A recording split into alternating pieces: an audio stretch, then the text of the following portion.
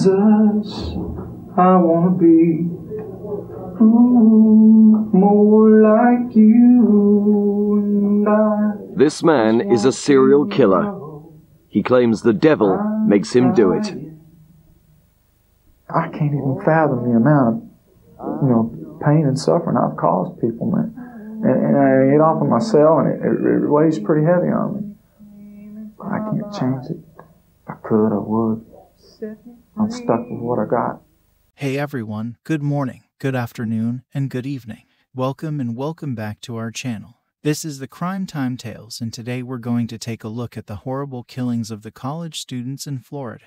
This is the murder case of Daniel Rolling, also known as Danny. Daniel Harold Rolling was born on May 26, 1954. He was known as the Gainesville Ripper. Daniel Rolling was an American serial killer who murdered 5 students in Gainesville, Florida over 4 days in August 1990. He later confessed to raping several of his victims, committing a triple homicide in his home city of Shreveport, Louisiana, and attempting to murder his father in May 1990.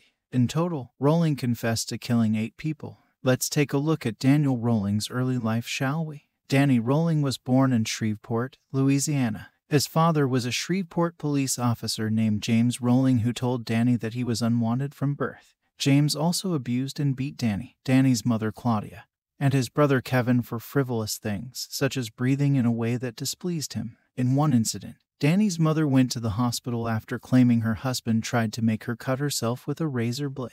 She made repeated attempts to leave her husband, but always returned shortly. In one example of the senior Rolling's sense of discipline, he pinned Danny to the ground and handcuffed him, then had police take his son away because he was embarrassed by him. In another story, Danny had a dog, but James beat the dog so often that it died in Danny's arms. As a teenager and young adult, Danny Rolling was arrested several times for robberies in Georgia and was caught spying on a woman getting dressed. Danny Rolling, a 36-year-old drifter and career criminal, has a string of convictions across the southern states. He is also wanted in Louisiana for the shooting of his father, a retired police officer, just 3 months before the killings in Gainesville. As an adult, he had trouble trying to assimilate into society and hold down a steady job. At one point, Rolling worked as a waiter at Pancho's restaurant in Bossier City, Louisiana. Okay guys, let's take a look at Danny Rolling's killing spree. In August 1990, Rolling murdered 5 students, 1 student from Santa Fe College and 4 from the University of Florida during a burglary and robbery spree in Gainesville, Florida. He mutilated his victims' bodies, decapitating 1. He then posed them, sometimes using mirrors. In the early morning hours of Friday, August 24th, Rolling broke into the apartment shared by 17-year-old university freshmen Sonia Larson and Christina Powell. Finding Powell asleep on the downstairs couch, he stood over her briefly but did not wake her up, choosing instead to explore the upstairs bedroom where Larson was also asleep. Rolling murdered Larson, first taping her mouth shut to stifle her screams, and then stabbing her to death with a crowbar knife. She died trying to fend him off. Rolling then went back downstairs, taped Powell's mouth shut, bound her wrists together behind her back and threatened her with the knife as he cut her clothes off. He then raped her and forced her face down onto the floor, where he stabbed her 5 times in the back. Rolling posed the bodies in sexually provocative positions. He took a shower before leaving the apartment. A day later, on Saturday, August 25th, Rolling broke into the apartment of 18-year-old Krista Hoyt, prying open a sliding glass door with a screwdriver. Finding she was not home, he waited in the living room for her to return. At 11 a.m., Hoyt entered the apartment and Rolling surprised her from behind, placing her in a chokehold. After she had been subdued, he used duct tape to gag her mouth and bind her wrists together behind her back and led her into the bedroom, where he cut the clothes from her body and raped her. As in the Powell murder, he forced her to lie face down onto the bed and stabbed her in the back, rupturing her aorta. He then flipped her body over and sliced her abdomen open from her pubic bone to her breastbone. After arriving back at his campsite, Rolling could not find his wallet. Thinking he may have lost it at the murder scene, he returned there, at which time he decapitated Hoyt, posed her body in a sitting position at the edge of her bed and placed her head on a shelf facing the corpse. He later claimed his intent was to add to the shock of whoever discovered her. By this point, the murders had attracted widespread media attention. Many students had begun taking extra precautions, such as changing their daily routines and sleeping together in groups. Because the spree was happening so early in the fall semester, some students withdrew their enrollment or transferred to other schools. As the American Labor Day holiday starts, hundreds of students flee Gainesville, some for the long weekend, some for the rest of term. Tracy Pauls, who was 23 years old, was living with her roommate Manny Tabota, also 23. On Monday, August 27th, Rolling broke into their apartment by prying open their sliding glass door with the same tools he had used previously. Rolling found Tabota asleep in one of the bedrooms and killed him after a struggle. Hearing the commotion, Pauls went down the hall to Tabota's bedroom and saw Rolling. She attempted to barricade herself in her bedroom, but Rolling broke through the door. Rolling taped her mouth and wrists, cut off her clothing, and raped her before turning her over and stabbing her 3 times in the back. Rolling posed Paul's body but left Tabota's in the same position in which he had died. With the exception of Tabota, all of the victims were petite white brunettes with brown eyes, like Rolling's mother. Although law enforcement initially had very few leads, police did identify 2 suspects. One suspect was Edward Lewis Humphrey, a University of Florida student who had a history of mental illness and bore numerous scars on his face from a car accident. Humphrey was arrested after a physical altercation with his grandmother and held in custody for 5 months, until a grand jury refused to indict him on the murder charges, citing insufficient evidence. Humphrey's photo was shown repeatedly by media outlets. Authorities publicly cleared him of all charges after Rolling's arrest. The other suspect was also later cleared.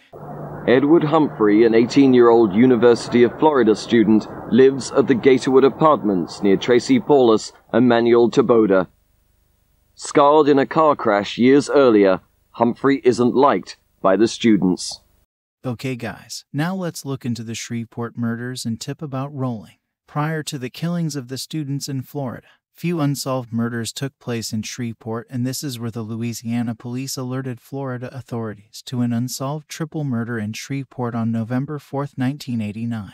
Detectives noted that there are similarities between the Gainesville murders and those of 55-year-old Tom Grissom, his 24-year-old daughter Julie, and his 8-year-old grandson Sean. The family had been attacked in their home as they were preparing for dinner. Afterwards, Julie Grissom's body had been mutilated, cleaned, and posed. The murder task force get a call from a detective in Louisiana, where they have 3 unsolved murders, strangely similar to the ones in Gainesville. In the Louisiana killings, the victims are Julie Grissom, her father Tom Grissom, and her 8-year-old nephew Sean. Police believe that Julie Grissom, a 24-year-old nurse, is the primary target of the attack. She's been bound, raped, and stabbed. Don Maines, an investigator on the case with the Florida Department of Law Enforcement, traveled to Shreveport in November 1990 because of similarities between the murders committed in Gainesville and murders committed in Shreveport. They included posing of the victims, tape residue on victim's body, and vinegar used to clean the body. Maines said they tested the body fluids from the perpetrator in Shreveport and found that this person also had type B blood. He called the match to the evidence in Gainesville a revelation in the case. Shortly after Maine's trip to Shreveport, a Shreveport resident, Cindy Jurisic, called Crime Stoppers and reported that Danny Rolling was possibly connected to the murders in both cities. 3 months earlier, in August 1990, Jurisic heard a news report about a string of murders as she traveled through the Florida Panhandle. The report made her think about Rolling, whom she had met at her Louisiana hometown church, and his possible link to these 3 other Shreveport murders. Rolling had said deeply disturbing things to both her and her then-husband, Stephen Dobbin. He'd come over every night for a while. And then one night, Stephen came in and he goes, "He's got to go," Jurisic said. She also said that Dobbin told her that Rolling had told him he had a problem. I said, "What kind of problem?" Jurisic said, "He likes to stick knives into people." Jurisic said she dismissed these comments when she heard about them because she didn't want to believe Rolling could be responsible for the murders in Shreveport. Rolling had also told her, "One day, I'm going to leave this town and I'm going to go where the girls are beautiful and I can just lay in the sun and watch beautiful women all day." News of the Gainesville murders haunted Jurisic, so she finally contacted police in November, based on her hunch about Rolling's connection to the murders in both cities. "It would not let me rest," she said. One day, I picked up the phone, I called Crime Stoppers, and I said, I think there's one guy you'll need to investigate, and that is Danny Rolling. Investigators responded to the tip and quickly found Rolling, who had been arrested on September 7, 1990, for an Ocala, Florida, supermarket robbery. The robbery had been committed 10 days after the bodies of Pauls and Tabota were found. Rolling was being held in the Marion County Jail 40 miles south of Gainesville. Investigators determined that Rolling had type B blood, like the suspect in both the Gainesville and Shreveport murders. Once Florida investigators realized that Rolling had multiple convictions for armed robbery, they realized he could have also been responsible for the bank robbery that occurred on the day Krista Hoyt's body was found. They returned to the evidence locker, where the gun, screwdriver, bag of money, and cassette player had been stored, and listened to the tape. They also found tools matching marks left at the Gainesville murder scenes. The small camp where he had been living was in a wooded area near apartment complexes frequented by students. Investigators discovered audio diaries he had made there alluding to the crimes. Later, it was discovered that on August 5, 1990, Rolling broke into the home of Janet Frake in Sarasota, Florida. He bound and gagged her with duct tape while he sexually assaulted her, but did not kill her. Rolling vows revenge on the society he says allowed him to be abused. One victim for each of the 8 years he's been locked up. This accounts for the unsolved killings of the Gruesome family. Police uncover enough evidence in their investigation to convince them that the killer is Danny Rolling. So much so that the case, for all practical purposes, is considered closed. The 3 Louisiana killings plus the 5 in Gainesville, Florida, equal the 8 years Rolling has been imprisoned. Now, let's look into the charges and trial of Danny. In November 1991, Rolling was charged with 5 counts of murder. He was brought to trial nearly 4 years after the murders. He claimed his motive was to become a superstar similar to Ted Bundy. In 1994, before his trial could get underway, Rolling unexpectedly pleaded guilty to all charges. Subsequently, State Attorney Rod Smith presented the penalty phase of the prosecution. During his trial, Court TV conducted an interview with Rolling's mother from her home, during which his father could be heard shouting off camera. On April 20, 1994, Rolling was sentenced to death. Rolling was diagnosed with antisocial personality disorder, borderline personality disorder, and paraphilia. Shortly before he was executed in Florida for the series of killings in Gainesville, Rolling claimed responsibility for the Shreveport murders, handing his spiritual advisor Reverend Mike Hudspeth and Florida police a handwritten confession and apology. Rolling had a last meal of lobster tail. He sang a gospel hymn, but made no statement immediately before his execution, which was witnessed by many of his victims' relatives. Rolling was executed by lethal injection at Florida State Prison on October 25, 2006, after the U.S. Supreme Court rejected a last-ditch appeal. So, Mr. Clerk, if you would publish the verdict to the jury, please. We, the jury, by a vote of 12 to 0, advise and recommend to the court that it impose the death penalty upon Danny Harold Rawlings. I really don't know what you guys think of the death penalty. I honestly do believe it's the easy way out. They should have locked him up in prison and let him rot there. Anyways, you guys tell me what you think. Drop your comments below and let me know what you think of this case. Look after yourselves and one another.